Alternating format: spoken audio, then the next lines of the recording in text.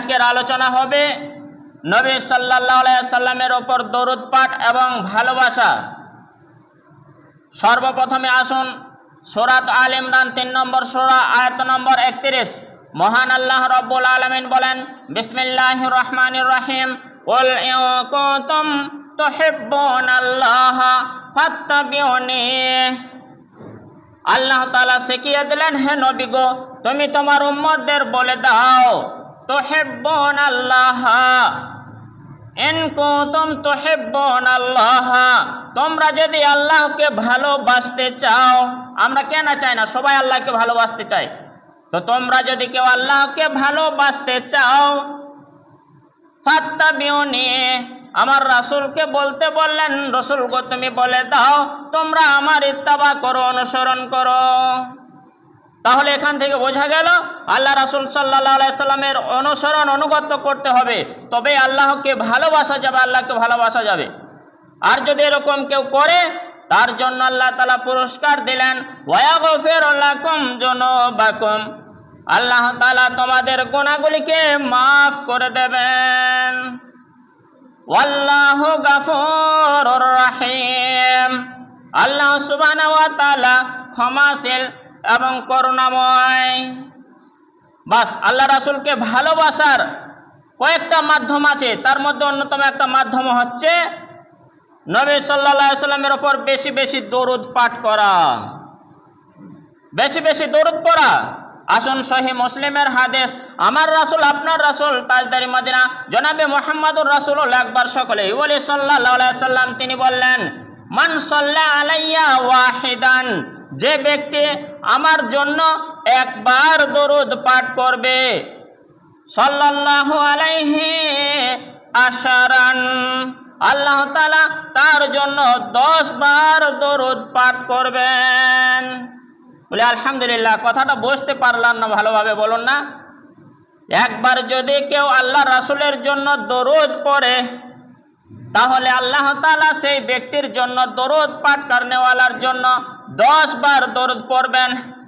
আপনি গিয়ে কারোর জন্য সুপারিশ করছেন, এই ব্যক্তিকে 1 টাকা দাও, এই ব্যক্তিকে 1 থালি খাবার দাও, এই ব্যক্তিকে একটা তিরপল দাও, এই ব্যক্তিকে একটা ঘর দাও, শুধুমাত্র একটা সুপারিশ করছেন। যে সুপারিশ করছে দেনেওয়ালা তাকে 10 গুণ দেবে, কতটা খুশি লাগবে বলুন তো। তাহলে আল্লাহ রাসূল সাল্লাল্লাহু আলাইহি ওয়াসাল্লামের উপর যদি কেউ একবার দরুদ পড়ে, আল্লাহ তাআলা তার জন্য 10 বার দরুদ পড়েন। আরো একটা হাদিস, তিরমিজির হাদিস, আমার রাসূল কারীম সাল্লাল্লাহু আলাইহি ওয়াসাল্লাম বললেন, আওলান নাসি ইয়াউমাল কিয়ামাহ, আওলান নাসি বিয়াউমাল কিয়ামাহ আকসারুহুম আলাইয়া সালাতান, রাহ তিরমিজি, তিরমিজির হাদিস। আমার রাসূল বলছেন, কিয়ামতের দিন হাসরের মাঠে আমার কাছাকাছি ওই মানুষরা বেশি বেশি থাকবে, বা বেশি বেশি কাছাকাছি ওই মানুষ থাকবে যে ব্যক্তি আমার নামে বেশি বেশি দরুদ পড়েছে। তাহলে যদি আল্লাহ রাসূলের কাছাকাছি থাকার আমাদের নিয়ত থাকে, আমার রাসূলের সাল্লাল্লাহু আলাইহি সাল্লামের উপর বেশি বেশি দরুদ পড়তে হবে, দরুদ পাঠ করতে হবে। কোরআনুল কারিমে আল্লাহ তাআলা বললেন সূরাতুল আহজাব 33 নম্বর সূরা আয়াত নম্বর 56, আল্লাহ সুবহানাহু ওয়া তাআলা ঘোষণা করছেন, ও দুনিয়ার মানুষ তোমরা শোনো, ইন্নাল্লাহা ওয়া মালাইকাতাহু ইউসাল্লুনা আলান নবী, কান খুলে শুনে রাখে, আল্লাহ তাআলা বলছেন, নিশ্চয়ই আল্লাহ তাআলা আর আল্লাহর ফেরেশতাগণ ইউসাল্লুনা আলান নবী, তারা দরুদ পড়তে থাকে, দরুদ পাঠ করে নবীর উপর। তাই আল্লাহ হুকুম করলেন, ইয়া আইয়ুহাল্লাযীনা আমানু, হে ঈমানদার লোকেরা, হে বিশ্বাসীগণ, সাল্লু আলাইহি ওয়া সাল্লিমু তাসলিমা, তোমরা ওই নবীর নামে দরুদ পড়ো আর উত্তম সালাম পাঠাও। হুকুম করার আগে আল্লাহ নিজেই জানান দিলেন, নিজেই ঘোষণা দিলেন, নিজেই বলে দিলেন, স্বীকার করলেন যে আল্লাহ দরুদ পড়েন, ফেরেশতাগণ দরুদ পড়েন। তাই যারা মুমিন, যারা ঈমানদার, তোমরাও তোমাদের নবীর ওপর দরুদ পাঠ করো আর উত্তম সালাম পাঠাও। দরদ আর সালাম যদি পাঠানো হয় কত লাভ। আর একটা হাদিস আসুন, হাদিসটি হচ্ছে আহমদ এবং ইবনে মাজার হাদিস। আমার রাসূল করিম সাল্লাল্লাহু আলাইহি সাল্লাম বলছেন, মান সাল্লা আলাইয়া সালাতান ফালাম তাজলিল মালায়েকা, যদি কোনো বান্দা আমার ওপর সালাম পড়তে থাকে বা সালাম পাঠ করে, দরুদ পাঠ করে, তাহলে ফেরেশতাগণ তার জন্য মাগফিরাত কামনা করে, ফেরেশতাগণ তার জন্য দোয়া করতে থাকে।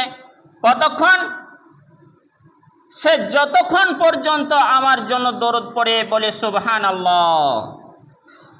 যতক্ষণ, যদি 5 মিনিট কেউ আল্লাহ রাসূলের জন্য দরুদ পড়ে, ফেরেশতাগণ 5 মিনিট তার জন্য ক্ষমা প্রার্থনা করবে আল্লাহর কাছে। কেউ যদি 10 মিনিট দরুদ পড়ে সালাম পাঠায়, ফেরেশতা তার জন্য 10 মিনিট মাগফিরাত কামনা করবে। কেউ যদি 1 ঘন্টা দরুদ পড়ে, ফেরেশতাগণ তার জন্য 1 ঘন্টা মাগফিরাত কামনা করবে। কে না চায় যে ফেরেশতা আমার জন্য সুপারিশ করুক, আল্লাহর কাছে মাগফিরাত কামনা করুক? আমরা কি অন্তর থেকে অনুতপ্ত হই বা বুঝি যে আমার মাগফিরাত কামনার জন্য একজন সুপারিশকারী হিসেবে একটা ফেরেশতা আল্লাহর কাছে মাগফিরাত কামনার জন্য আসুক, সুপারিশ করুক, আবেদন করুক?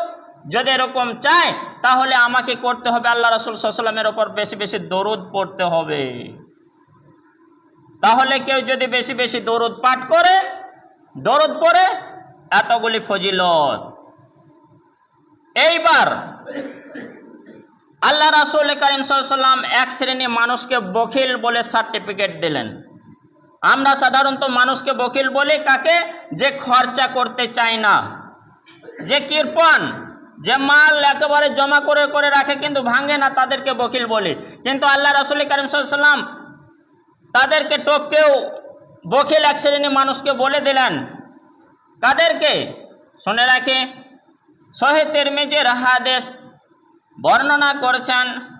জনৈক সাহাবী বললেন যে কালা কালা রাসূলুল্লাহ সাল্লাল্লাহু আলাইহি ওয়াসাল্লাম, রাসূলুল্লাহ সাল্লাল্লাহু আলাইহি ওয়াসাল্লাম বলেছেন, আল বাখিল আল্লাযী মান যুকিরতু ইনদাহু ফালাম ইউসাল্লি আলাইয়া।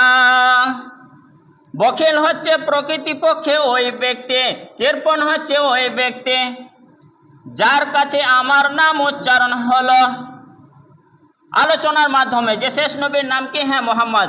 নবীর বাপের নাম কি? আব্দুল্লাহ। নবীর নাম উচ্চারণ, নবী কোথায় জন্মগ্রহণ করেছিলেন? মক্কায়।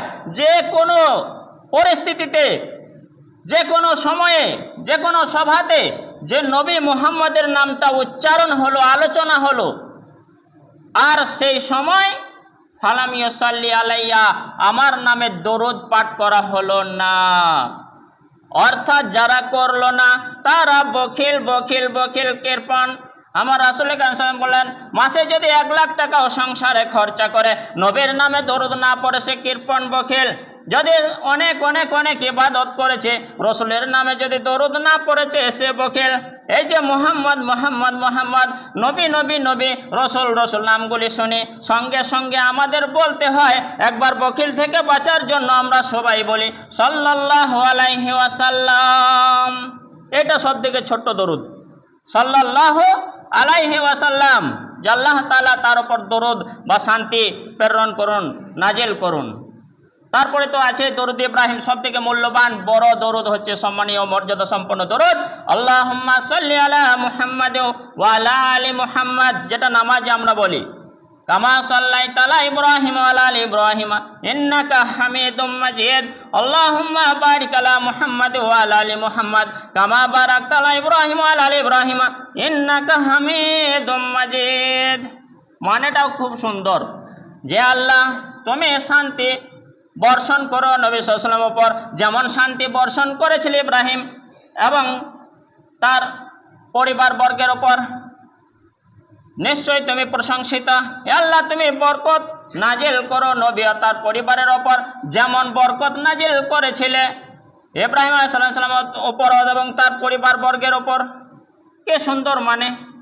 তো যদি কেউ বেশি বেশি দরুদ পড়ে, কত সম্মান, কত ফজিলত, আর দরুদ না পড়লে সে কিন্তু কৃপণ বখিল।